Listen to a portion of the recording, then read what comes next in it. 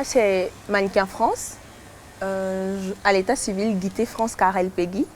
Je suis un mannequin ivoirien. Concernant mes débuts, déjà, c'était pas facile parce que j'étais beaucoup réservée sur moi-même. Voilà. Donc, lorsque je suis rentrée, j'ai vu des personnes qui étaient beaucoup plus à l'aise. Or, moi, j'étais quelqu'un de renfermé. Donc, ça devait être déjà quelque chose que je devais travailler en moi. Après, bon, j'ai travaillé. Ma première fois sur scène, c'était stressant, mais après, ça s'est bien passé. Voilà. Et puis, gloire à Dieu, maintenant, je suis là, ça fait 5 ans. Déjà, depuis toute petite, j'ai voulu faire Miss. Voilà, je disais toujours que j'allais être la Miss 2018. Maintenant, il y a eu un incident il y a 7 ans où j'ai une grosse cicatrice au pied. Et il savait que pour faire Miss, il ne faut pas avoir de taches, de cicatrices et tout ça.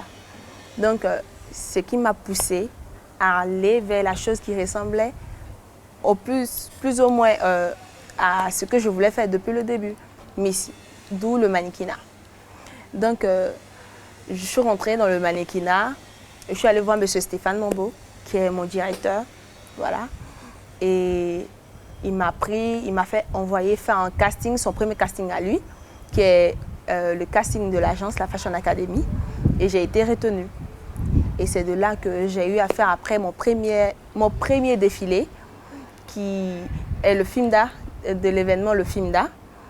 Et voilà. Et c'est de là que tout a commencé. Il y a mon premier défilé, qui a été un moment très marquant pour moi.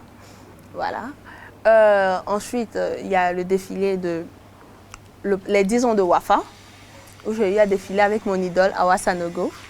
Ça a été une grande expérience pour moi. Voilà.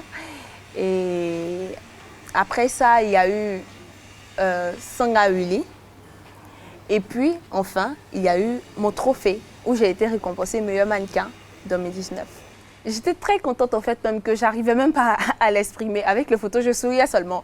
Comme si, je sais pas, j'avais honte, j'étais très très heureuse. Le mannequinat ivoirien, déjà le mannequinat, c'est un métier. Voilà. C'est un métier qui ne rapporte pas des sous dès le départ. En Afrique ici, disons en Côte d'Ivoire. Voilà. Qui ne rapporte pas de sous dès le départ. Il faut avoir de la patience.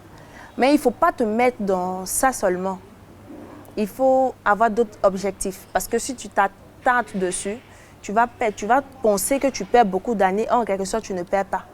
Comme par exemple, moi, ça fait 5 ans que je suis là-dedans, mais ça fait maintenant 2 ans que je suis plus ou moins connue au fait. Voilà. Donc, en plus du mannequinat, je suis maquilleuse aussi et puis étudiante. Donc, en quelque sorte, c'est le mannequinat qui m'a poussée à aller voir le maquillage. Et puis voilà. Je veux remporter le top 10. Je veux être top 10. Je veux avoir le prix des awards du mannequinat. Et puis voilà. Déjà, ayez la patience. Parce que c'est la patience qui fait que beaucoup de mannequins quittent, disons beaucoup de gens, parce que lorsqu'ils rentrent, ils ne sont pas mannequins. Mais beaucoup de personnes, quand ils rentrent dans ce milieu, ils partent parce qu'ils n'ont pas la patience. Moi, je suis quelqu'un de très patient.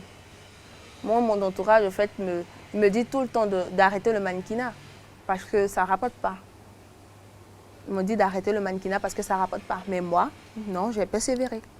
J'ai persévéré et je sais que je vais faire de grandes choses, des exploits dans ce milieu. Et quand tu n'as pas la patience, tu vas te décourager très vite. Il faut avoir de la patience et puis voilà, tout ira bien.